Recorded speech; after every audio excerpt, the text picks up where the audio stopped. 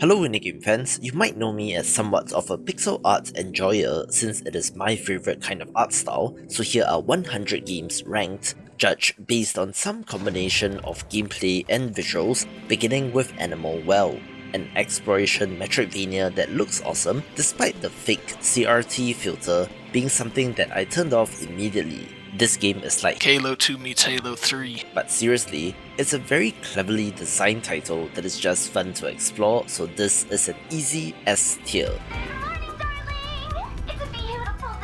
One of the games that made my Game of the Year list back in 2022 is ANNO Mutationem, an action-adventure platformer which is not quite pixel art, mixing 2D sprites with 3D environments, but has an awesome cyberpunk world to explore. The pixel art is great, and I always have a soft spot for the neon hues of cyberpunk, but it is not quite enough to push it over the edge. B.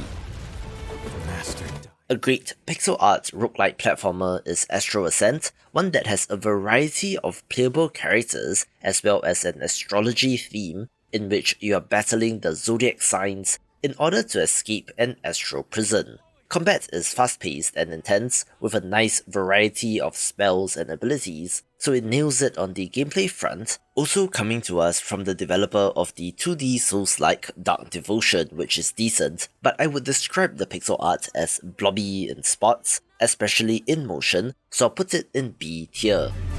Another classic Metroidvania at this point is Axiom Verge, a game from 2015 that actually released on the Vita and Wii U as well, remember those? Being a sci-fi entry that is of course very Metroid instead of Castlevania. However, there is a twist of glitching in the game being intentional and does also have an intentionally throwback look which is well done, and I want to mention the giant bosses in particular which look awesome, but I don't know, there's something a little dull looking about this, so I'll put this in B tier as well. Joker Poker Balatro is technically pixel art, although that doesn't really matter, since even if it is, they are poker cards after all, so the art, while good, is not mind-blowing. However, the gameplay more than makes up for it, and is potentially Game of the Year 2024, see my picks in this video, with the gameplay alone bumping it all the way up to S. As a notable pixel art enjoyer, I immediately fell in love with Blasphemous when it was first revealed all those many years ago, being a surprisingly grimdark title that is very violent, where if people said that pixel art was just all cutesy and old school, show them this game to change their mind. It draws upon the Catholic faith and overarching themes like penance, with the character designs, animations, and brutal executions being deliciously macabre. Although the pointed helmet might just result in this,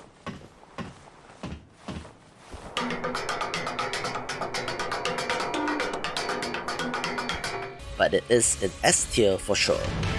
Being a Genesis kid, I grew up with Streets of Rage 2 and have a soft spot for that console, and while I didn't play it at the time, Contra Hardcore is a pretty good run and gun platformer, and when Konami stopped making this, it was indie developer Joy Masher to the rescue with Blazing Chrome. This is a throwback in more ways than one, with the minute-to-minute action being intense and even having an old-school life and continue system if you die. Again, I'm not a fan of the fake scan lines, and it looks so much nicer turned off and nails what they are going for, so I'm putting this in A tier.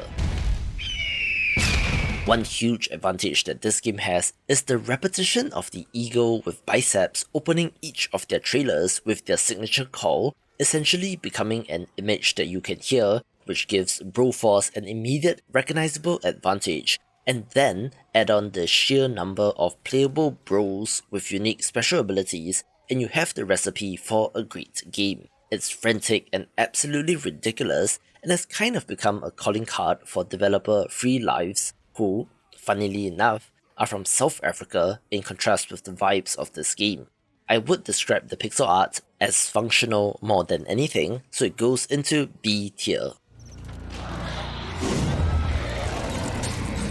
Now this I can get behind, since like Blasphemous, CARRION got my attention the moment it was announced, since you play as a giant tentacled monster getting revenge on your captors in this reverse horror game, which has to be inspired by The Thing.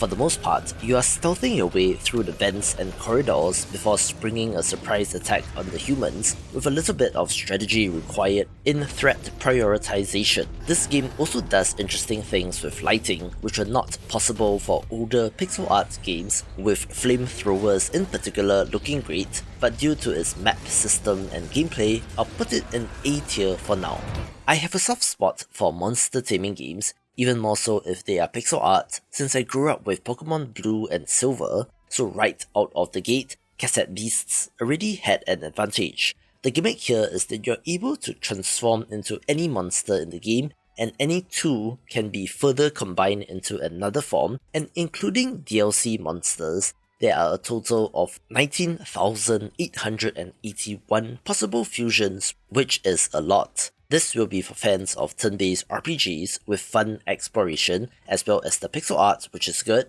although perhaps not stunning, but it's a solid A-tier game for sure. Love indie games? Sign up to my newsletter to get a weekly dose of what's hot, along with some news and of course, weekly game giveaways, so if interested, link is in the description below. Hear me out on this one. Without a doubt, Celeste is one of the best indie games ever, made even more amazing by the fact that it's a pixel art precision platformer, perhaps one of the most overdone combinations of art styles and genres in indie games. However, they bucked the trend and managed to stand out with the punishing but fair platforming, as well as a story to tell, although the B-side challenges are a pain in the butt, and while the pixel art is relatively simple like Balatro, the gameplay alone brings it all the way up into S tier. Oh my god, you guys, longtime fans of the channel will already know where this game will end up, since I love my JRPGs as well, having grown up with the classics, and had my eye on Chained Echoes ever since trying the demo, both for the art and how it plays. It is a classically designed Japanese-style turn-based RPG like Final Fantasy, Dragon Quest, or most accurately Chrono Trigger, with a stereotypical save-the-world kind of story against the backdrop of political intrigue. This game should be studied by developers since the turn-based action just feels so snappy and quick, not wasting your time with long summon animations for example. It has airships, mechs and more, with a complex skill and equipment system for you to tinker with, and is an S-tier game for sure. Here's a neat action-adventure RPG named Children of Morta that plays like Zelda but with Diablo influence, and strangely enough, has a run-based structure but is not exactly a roguelite. Yep, it's gonna be a tricky one to talk about, since you can freely choose which member of the Bergson family you want to play as and swap between them before going into the next dungeon as you delve into procedurally generated levels to kill monsters and fight back the corruption. If you fall in battle, you respawn at the manor with meta progression elements and permanent upgrades, and has a good gameplay loop, although the pixel art looks kind of grimy to me, so I'm going to put it in B tier. Like Cassette Beasts mentioned earlier, Coromon is also a pixel art monster taming game that is a more direct analogue to Pokemon, with the developers being big fans of the franchise, and it shows in this game, down to having shinies and even a built-in Nuzlocke mode. The creatures here are pretty well designed and look awesome in pixel art, and they've made changes to the Pokemon formula that makes this game its own thing and is definitely worth a try for fans of the genre. A tier. Some of you might not have heard of this one since Crawl is from 2017 and it's an asymmetric local multiplayer dungeon crawler with nothing else like this on the market. The hero character goes around the room collecting loot and fighting monsters, with up to 3 other players playing as ghosts, who can possess the monsters or activate traps, where the player that kills the hero then becomes the hero as they scramble to get the most XP to defeat the final boss. Developer Powerhoof went on to make another multiplayer title named Regular Human Basketball, which did not hit as hard, and have 2 very interesting looking games in development in The Drifter and Acid Knife, so there's more to look forward to. But back to Crawl, it's fun with friends, but can also be played solo with decent CPU opponents, and while neat, has just okay pixel art, so into B tier it goes. This game felt like it took forever in early access, but apparently CrossCode spent just 3 years in it, which is not that bad, and boy, was it worth the wait, since this action-adventure RPG set within a fictional MMO world is excellent. You play as an amnesiac character who uncovers the secrets of a past in somewhat of a convoluted story, which I wouldn't say is a strong suit, but the combat and visuals are a real treat. Do note that people have been calling this a puzzle game since the dungeon puzzles can be quite involved, but there isn't really any other 16-bit action-adventure RPGs like this, easily clearing the bar for S tier. Music in games can make or break an experience, with the soundtrack of Crypt of the Necrodancer being critical to the game since you need to move to the beat. Yes, this is technically a turn-based roguelike dungeon crawler like Rogue or NetHack, but one that forces the action due to the beat, adding a dose of rhythm to the game. This has one of the best soundtracks that I still listen to this day, with the pixel art sprites of the characters and enemies being so good that this makes it into S tier as well. When Cyber Shadow was first shown off, I was impressed with the throwback 8-bit visuals, and since you played as a ninja, sure looked to be Ninja Gaiden inspired, so of course I was in. Then, things escalated even further when Yacht Club Games, developer of Shovel Knight, picked up this game and published it, giving their stamp of approval, so the hype was through the roof. Despite what it might seem like, this is not a Metroidvania and is rather linear, but it's a good game with visuals supporting its placement in A tier. Okay, this one might be a little controversial since the roguelite platformer Dead Cells is an awesome game, I'm not disputing the fact, but in terms of pixel art, some production magic was used to give this game its look. You can find an article on GameDeveloper.com that explains how the foundation of this game is actually 3D models, which are then squished down into pixel art, so you might not consider this to be pure pixel art in the traditional sense, but it does give the game a fantastic look, but does also explain the slightly off feeling you get about the game if you love pixel art, so into A tier it goes.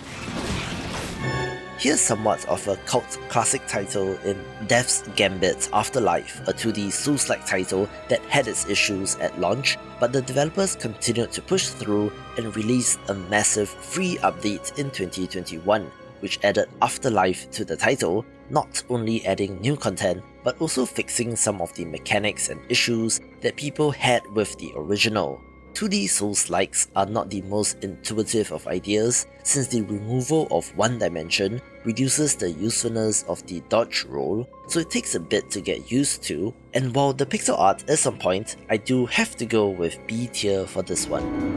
One of the most insanely successful new roguelites is Domekeeper, having 10,700 Steam reviews as of recording, which translates to a stupid number of copies sold, being a defense roguelite mixed with a mining game. So of course, the gameplay loop is compelling, so much so that there are a number of other games that have taken this concept directly from this game. It looks stunning as well, with the silhouettes of the monsters being a look that they chose to go with, and while I'm not the biggest fan of some user interface icons, into A tier it goes.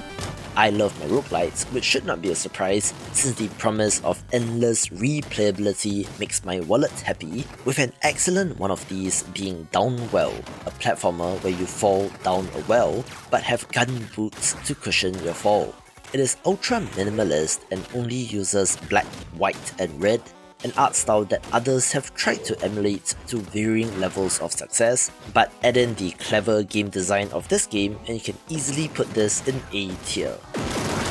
Need I say more? One look at Eastward and you can probably guess where this is going, since this is a pixel art action-adventure game that is absolutely gorgeous, having been high up on the list of upcoming pixel art games in the years prior to release, where I'm particularly smitten with the amount of detail that goes into the towns, down to individual items in the house. Add to that an interesting post-apocalyptic setting, fun combat, and even a new farming spin-off DLC, and you can see why S tier is the place for this.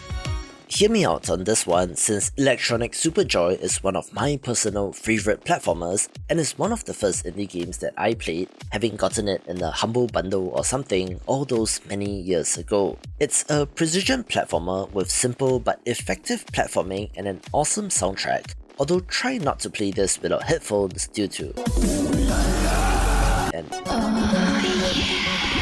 And while simple but effective, I have to put it in B tier.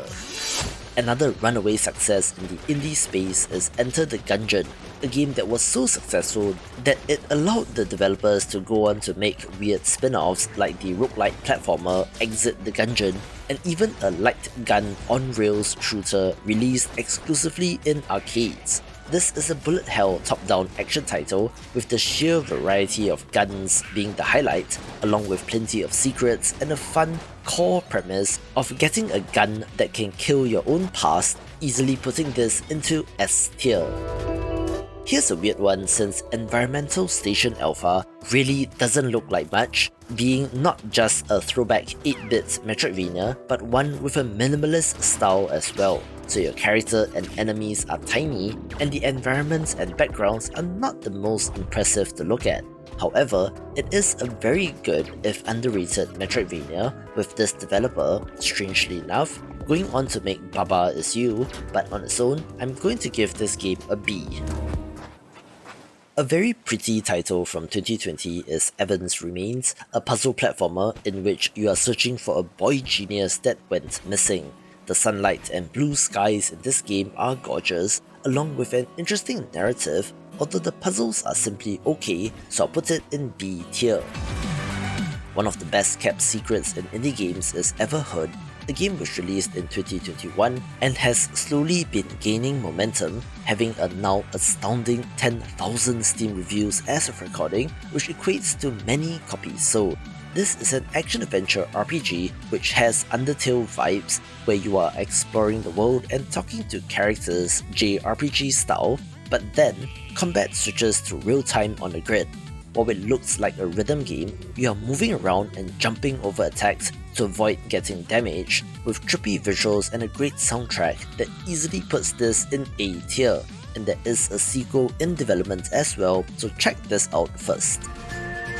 Here's a neat turn-based tactics title that has a Final Fantasy Tactics vibe named Fae Tactics, in which the variety of Fae creatures that you can battle and collect are awesome, which, combined with clever strategy required, makes it for fans of the genre. Interestingly, this comes to us from Endless Fluff Games, who you might know from Velda's Story Abyssal City, which is a good Metroidvania, but while this game looks nice, I'm gonna put this in B tier.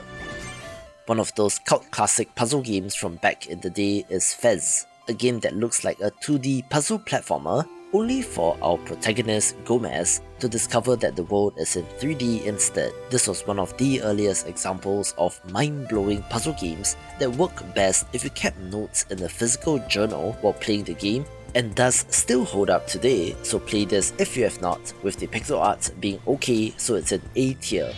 I mentioned that I grew up with Streets of Rage 2 and Golden Axe on the Genesis, so I have a soft spot for beat-em-ups and am always on the lookout for indie games in this genre, with an excellent title from 2017 being Fight and Rage. Interestingly, this has up to 3-player co-op support, which is not 2 or 4, which is much more common, with 3 main playable characters which all control very differently. It has a very interesting control scheme that allows you to seamlessly combo attacks together, and you can even unlock and play as the enemies with a fantastic pixel art look. A tier.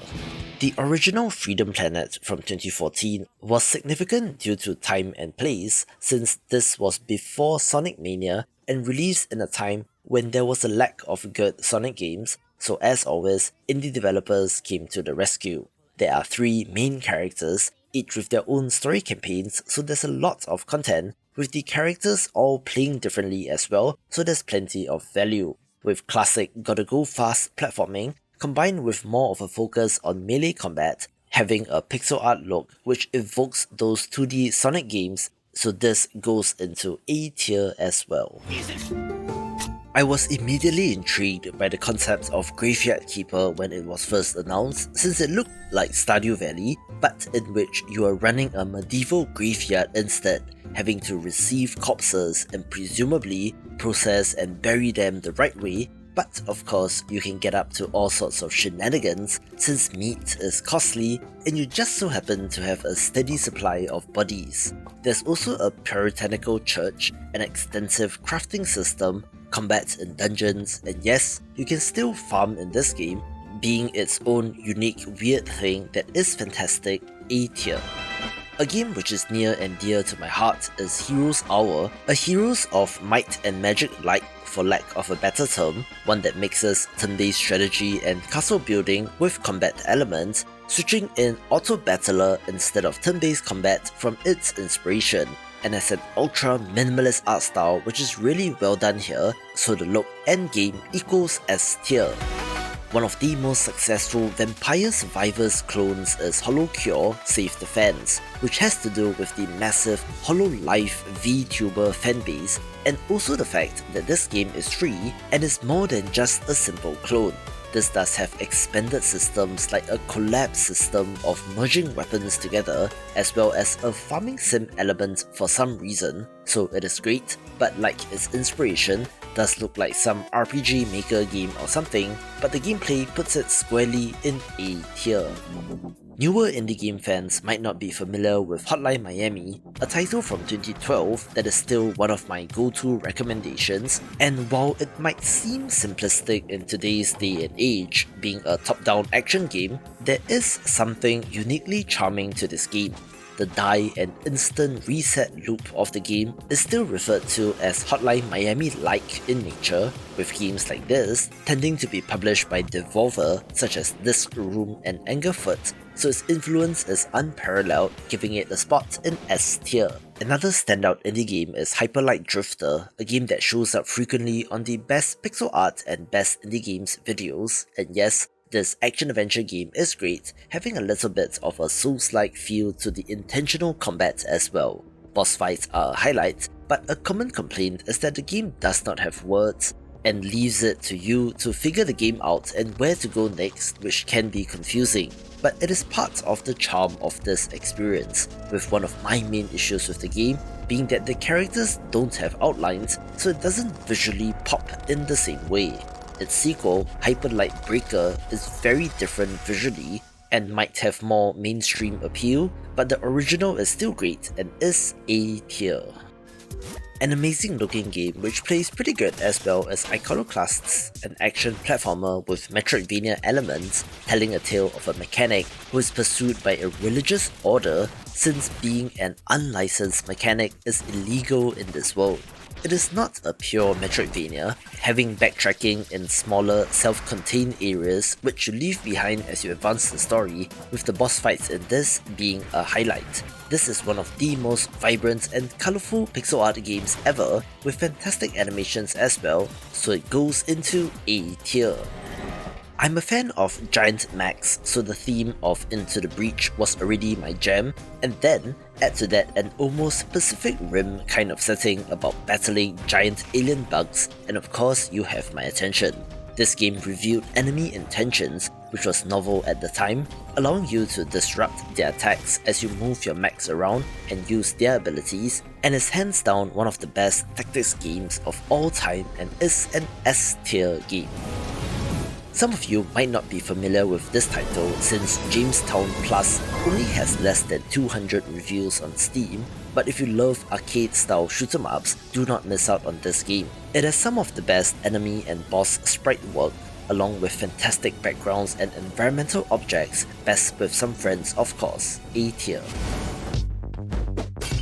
It might have been luck, but Hotline Miami signed with publisher Devolver Digital back in the day, and somehow they tend to end up with games inspired by that, or at least have the aforementioned die and instant reset gameplay loop, and such is the case with Katana Zero, a side-scrolling action platformer that is sleek, in which you play as a katana-wielding assassin that can slow down time and predict the future, using this to take out drug dealers and all sorts of baddies. It looks awesome in motion, feels great to play, and has good use of lighting in spots, and is an S-tier game. One of the most interesting stories in game development comes to us from Kingdom, a side-scrolling action defense title that first released in 2015, where the developer then sold the IP rights to their publisher Raw Fury, who continued to support and expand it to this day, with Kingdom 2 Crowns from 2018 being an excellent one of these, with free updates and expansions covering Japan, Norse mythology, a crossover with Bloodstained Ritual of the Night, and an upcoming DLC with Greek mythology named Call of Olympus. The pixel art here is great, where I particularly love the mounts and their designs, resulting in an A-tier game. One of the most, let's say, interesting turn-based RPGs is Lisa the Painful, that simply has the description, The Miserable Journey of a Broken Man. And while it kind of looks like Earthbound, they are miles apart in terms of tone. This is technically pixel art, where interestingly, the outlines of the characters are 2 pixels wide, while the internal lines are just 1 pixel, so it gives it an interesting look. And while it is made in RPG Maker, this is considered to be one of the best, if messed up, games out there, but I wouldn't exactly call this pretty, so A tier for the gameplay and systems. Among the pantheon of farming games, an overlooked title is Littlewood, a game that might be the solution to those people who found Stardew Valley to be stressful due to the clock, since time in this game only advances when you do an action, so you can take your time to walk around and explore. The pixel art here, as is signature of developer Sean Young, who also made Magicite and Kindergarten, is on the minimalist end of things, but is very well done, being somewhat of a hidden gem for farming game fans, A tier at the minimum. One of my favorite games from 2021 is Loop Hero, a game that kind of defies traditional genre buckets, since it is kind of a roguelite with auto-battler combat, but also city building and idle game in which you are intentionally spawning enemies for your hero to fight, all while you grind out materials for meta progression, but the levels are not randomly generated, so it's still weird but good, despite how unconvincing my description might seem. The art looks like it might have been on the Amiga or something, with an intentionally limited color palette that makes it look drab, which is the point, but I wouldn't exactly say that this is pleasing to the eyes, so A tier it is as well. Alright, one of the genre-defining roguelites is Luck Be a Landlord, the first popular symbol building title in which you are picking icons to put on your slot machine and to hopefully find some synergistic combos between them, and is very clever for that, but come on, look at the art, it is fairly simple, so this goes into B tier. People have a love-hate relationship with the Momodora games, with the breakout title still being the 4th entry, Reverie Under the Moonlight, a Metroidvania with an almost Souls-like feel to the combat despite not having a stamina meter, with a nice mix between monstrous bosses and humanoid ones, which can be much more lethal. The sprite work here is impeccable and very detailed, as is their signature, but again, the lack of outlines kills me since certain enemies and objects do blend into the background while in motion, so I'll put it in A tier. Another game with a very well-crafted gameplay loop is Moonlighter, a shopkeeping action-adventure game with roguelite elements in which you are diving into procedurally generated dungeons in search of crafting materials, then returning to your shop in the daytime to sell these items, with meta progression in the form of village level improvements to attract new vendors being part of the gameplay loop. It plays well and looks nice, although it can get a little bit repetitive since the dungeons and equipment are similar but tiered, so I'll give it a B overall. This release from 2021 had so much promise since looks awesome, and the pitch for its Kickstarter was impressive, raising 160,000 euros in 2017 and initially planned for release in 2018, so of course there were a couple of delays, and for it to get out the door was a miracle in itself. It taps upon the 1980s in terms of vibes of Tron, Blade Runner and the Amiga, and their vision of cyberspace and the digital kingdom, where you play as the hero of the story and has decent action platforming combat. However, While pretty, I cannot help but feel that there was somewhat of a visual downgrade from the Kickstarter promise, and the gameplay is okay but nothing to write home about, so while it has cool vibes, it's a B tier title. There's something to be said about games which go with the extreme retro throwback look, which wouldn't exactly be considered pretty in today's day and age, and such is the case with Nidhogg, having just flat, solid colours all around, but a surprising amount of depth to this 1v1 multiplayer game. It is described as a fencing tug-of-war, in which you are attempting to move past your opponent to the next screen and can lunge, parry, throw your sword, punch, kick, roll, and more to get the advantage. If you die, you do respawn after a short while and have to try to slay your opponent to push back, being cool and weird, although you must have another player to play with, so while not the prettiest, the gameplay pushes it up to A tier. If you love pixel art games, this is the game for you, since while at first, Noita doesn't look the most impressive, but then you realize that the gimmick of this game is that every pixel is simulated, which adds a whole new level of amazement to this game. For example, explosive gas molecules behave like gas and float and move upwards, but when ignited, you can see the explosion develop part by part. The same goes for lava flow, water freezing, caverns collapsing, and so on, and that is not even mentioning the spells and attacks that your wizard can cast, and thus hide plenty of secrets as well. S tier. One of the OG indie games that put Dutch developer duo Vlambeer on the map back in the day was Nuclear Throne, one of the earliest examples of an action roguelike title, so much so that the description on Steam still puts it as a roguelike-like, and is still the example of screen shake in games, but for its place in history and awesome look gets into S tier.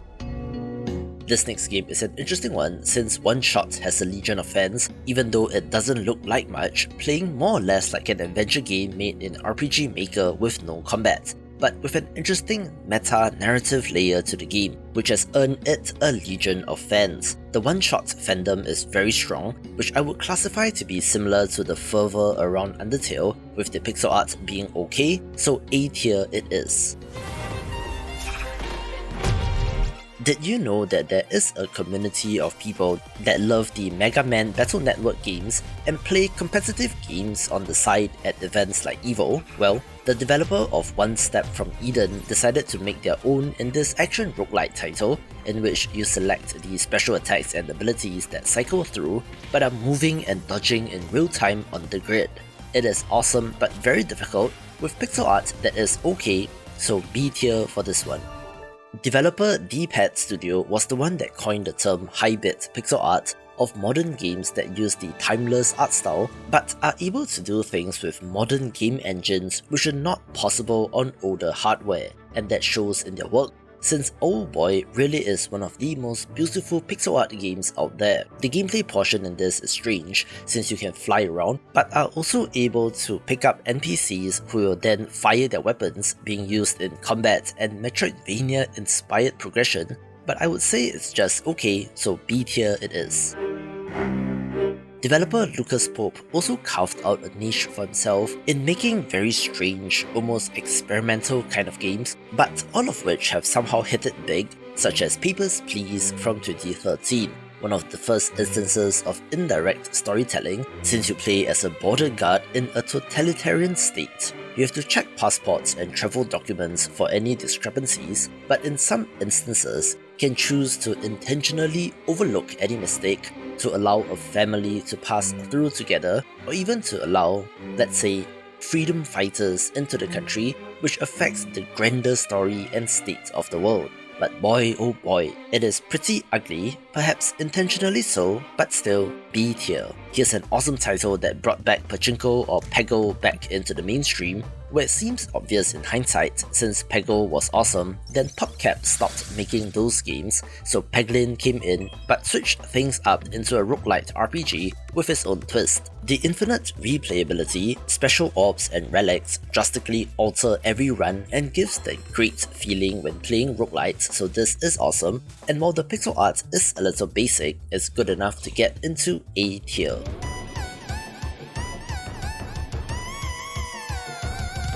One of the standout releases of 2023 is Pizza Tower, an indie game which, like Peglin before, was attempting to fill a very specific niche in the Wario Land platformer games, which saw you smashing your way through the level to get to the end, only to then have to run in reverse back to the start of the level. It is done beautifully here, and I think that this looks great in motion, although the cutscenes do kind of freak me out, so into A tier it goes.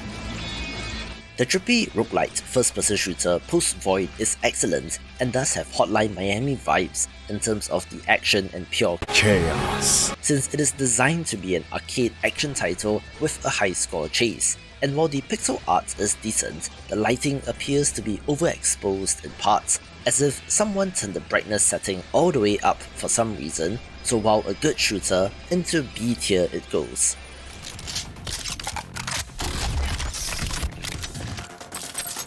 Another first-person shooter that nailed it in my book is Proteus, a game that evokes Doom more than anything, mixing the gore of modern Doom with the throwback look of earlier games. Yes, there are 3D models in this game, such as in the weapons and environments, but the enemies and effects are pixel art and it is an awesome look, combined with rip and tear action, bumps it up into A tier. Now, hear me out. Rabi-Ribi is one of the most underrated Metroidvanias out there in every sense of the word, despite the anime goes everywhere, since this game is actually non-linear and allows for sequence breaks, with bullet hell inspired combat as well and can be quite the challenge. However, the pixel art, when you look at it, is good, but I wouldn't say it blows me away, so into A tier it goes. One of the most important things to me in games is exploration of interesting worlds and mechanics that you are left to discover on your own, and while it can be frustrating if done incorrectly, a great example of such a game is Rain World. You play as a slug cat who has to find his way around a broken ecosystem, and trust me, there have been many YouTube videos talking about this, but I would encourage you to play the game first since it looks and plays great. S tier. Here's a smaller title that you might not be familiar with, but it has an overwhelmingly positive rating and over 7,000 Steam reviews as of recording, where Reventure is an adventure platformer with 100 different endings. Yes, for the most part, it controls like a platformer in which you are jumping around and exploring the world, but there are just so many secrets and clever things about this game with the ultra minimalist pixel art style that I do like, so I think I have to put this in A tier.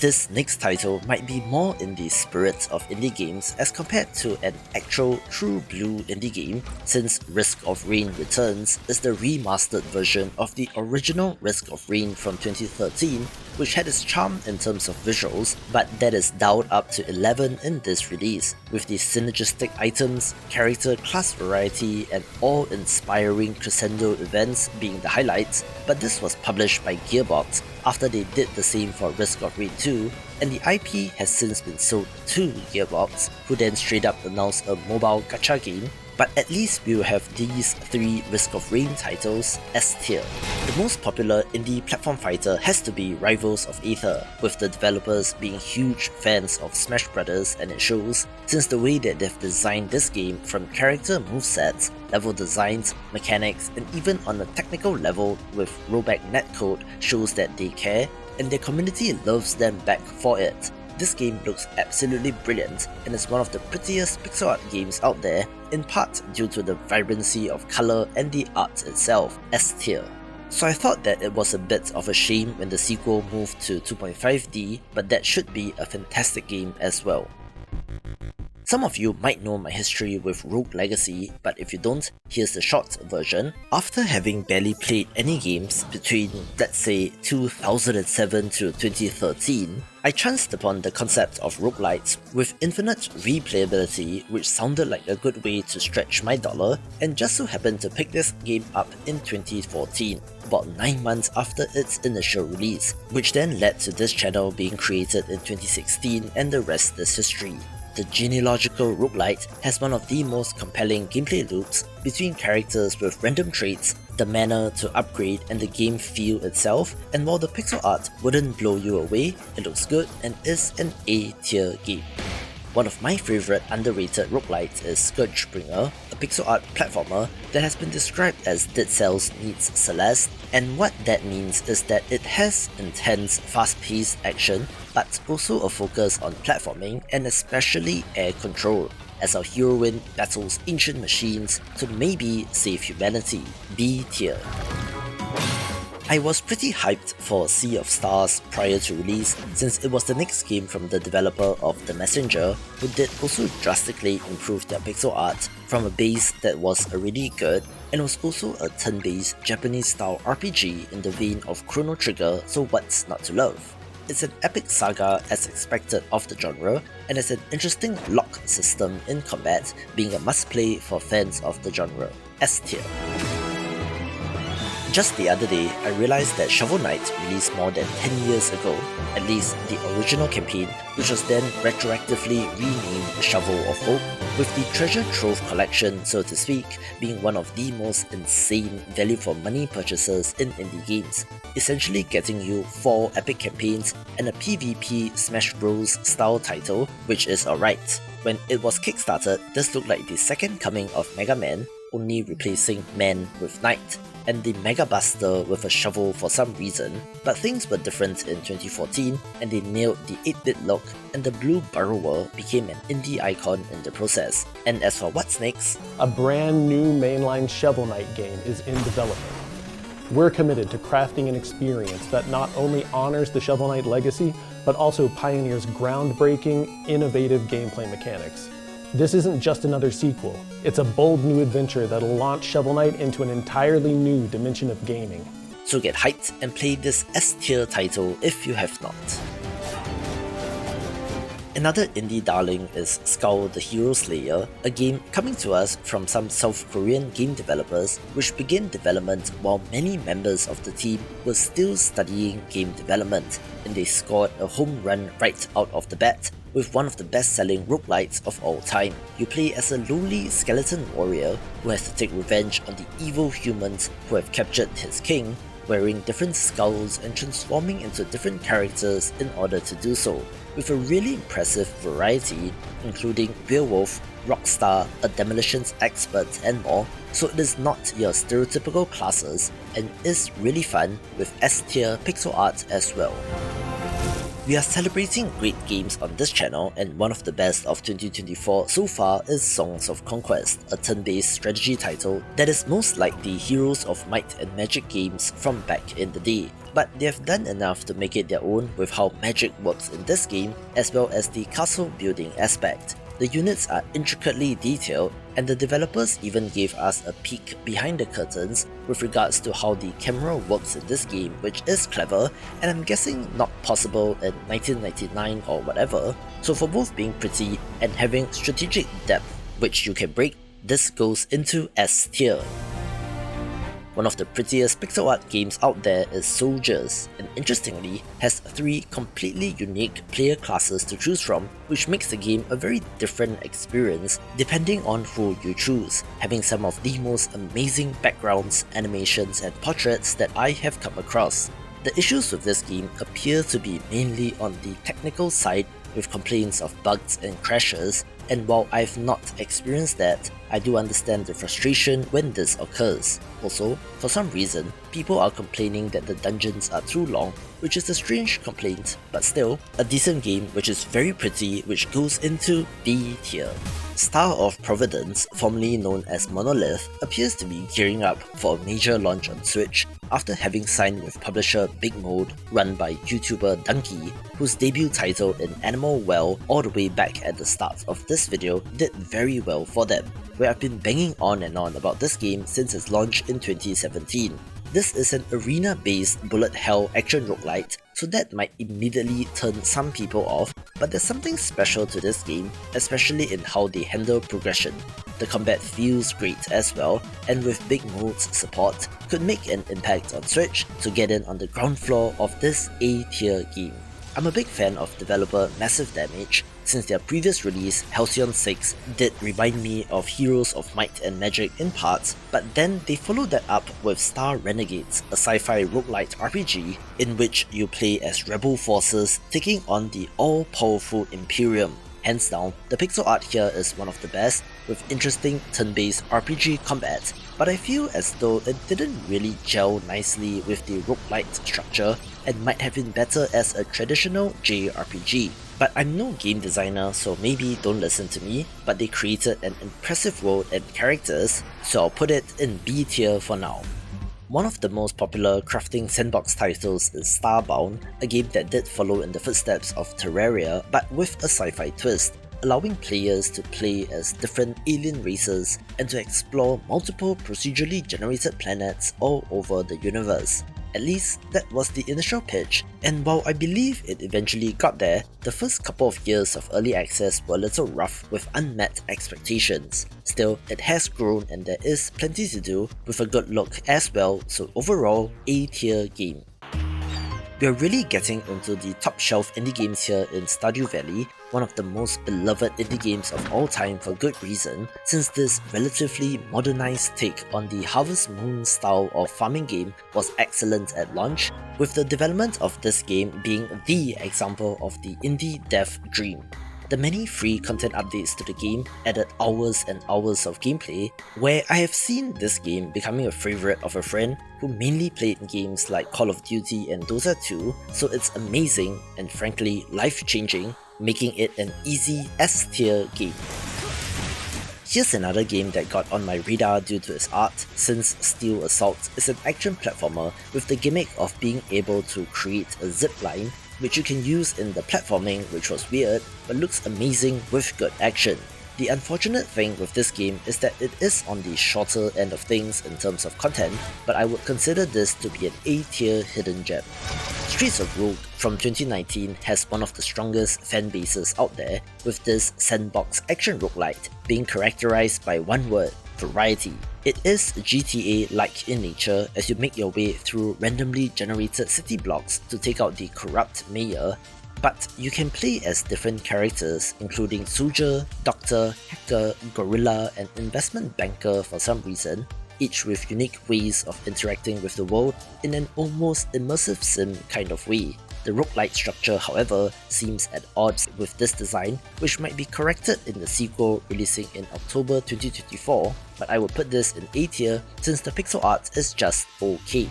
This next title is made in RPG Maker, but they have done a lot of work to wrangle that engine so that they could make a turn-based tactics title instead, with the result being that Symphony of War: The Nephilim Saga is very good and is one of the best of this type of game. This might have more inspiration from Langrisser rather than the more common Fire Emblem or Advanced Wars inspired games, since you are controlling little squads of units which can vary in unit composition that does add to the strategy, with an epic campaign and awesome pixel art sprites making it an A tier game.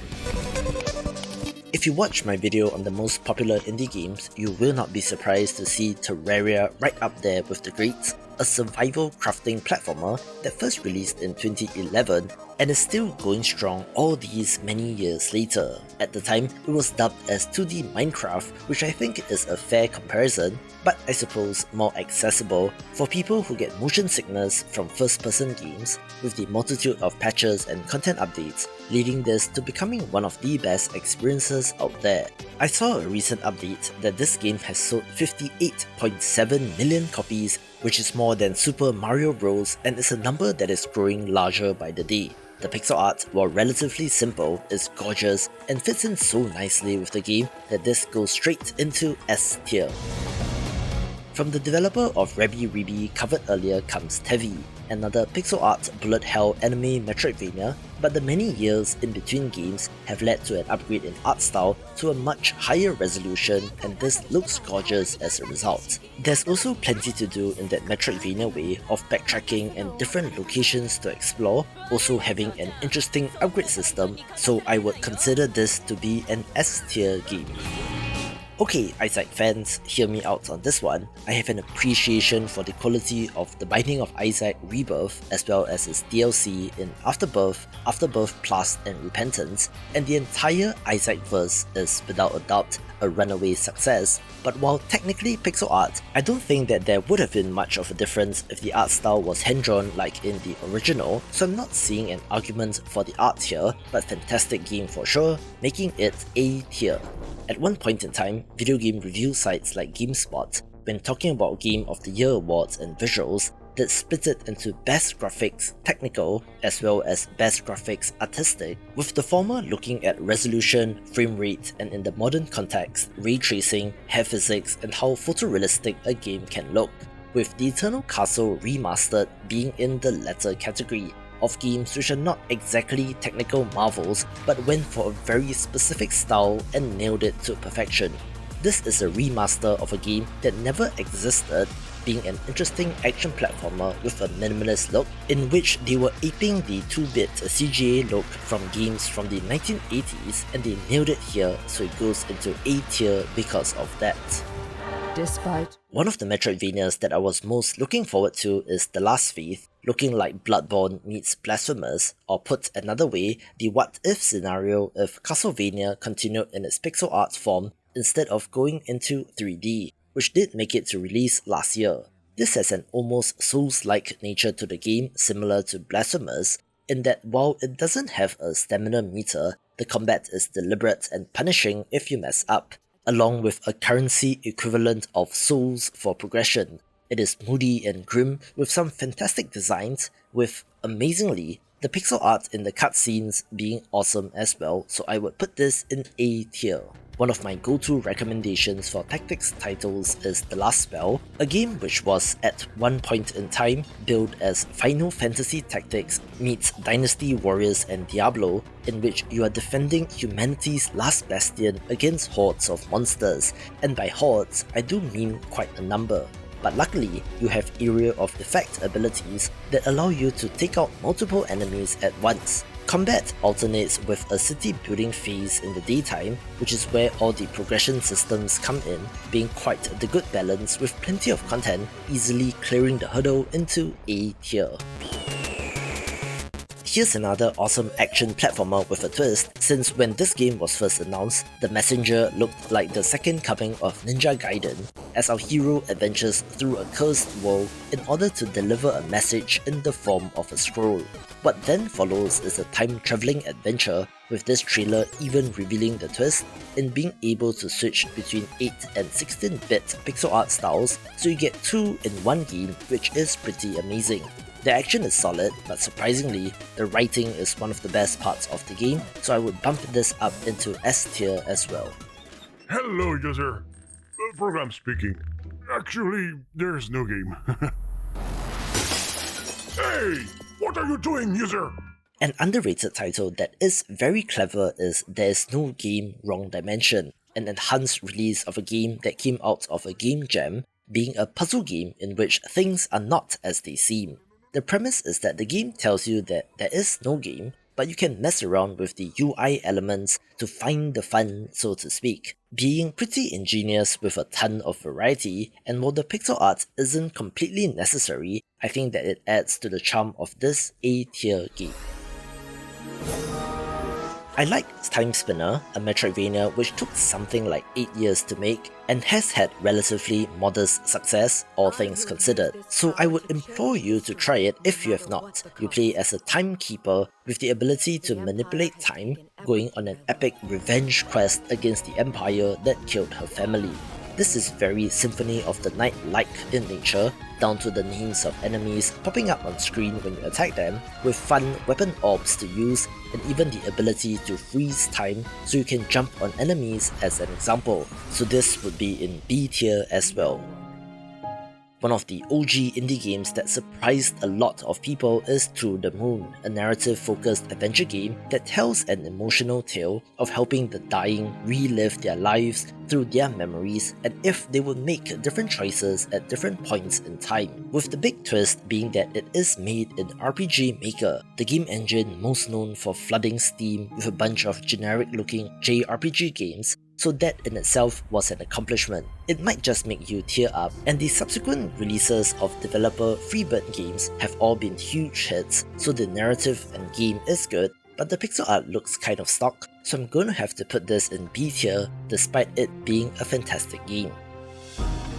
Newer indie game fans might not be familiar with developer Pocket Watch Games, makers of the co-op stealth title Monocle from 2013, and also Tooth and Tail from 2017. And then they went kind of quiet, more on that later, in which this is a real-time strategy game that stars anthropomorphic animals. It is a cruel, violent world in which the animals battle for supremacy in a civil war that determines who gets to eat and who is the meat. And while player population isn't what it used to be, I do think that there's still value in the single player modes, so it's an A tier, and the news from this developer is that they are working on Monocle 2, although there's no release window on that game as of yet.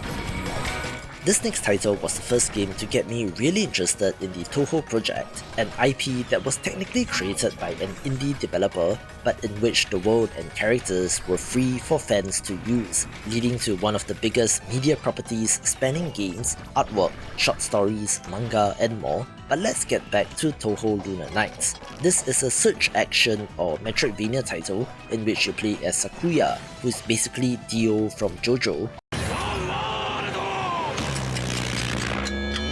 With her ability to stop time and to throw knives, with this taking cues from more traditional bullet hell Touhou games with a graze system that rewards you the closer you get to danger without being hit. And while fairly linear, it was fun to explore, but combat is certainly the highlight, along with the gorgeous pixel art S tier. Here's a favourite of mine in the action roguelike title Undermine, a game that did feel like The Binding of Isaac meets Rogue Legacy due to the underground setting and coin or gold based progression system. You play as visually identical peasants sent into the Undermine in search of treasure, but as in a roguelite, your character will die and get replaced with perhaps a palette-swapped version of your original, but luckily there is resource carryover for permanent upgrades with a good pixel art look, so I would put this in A tier.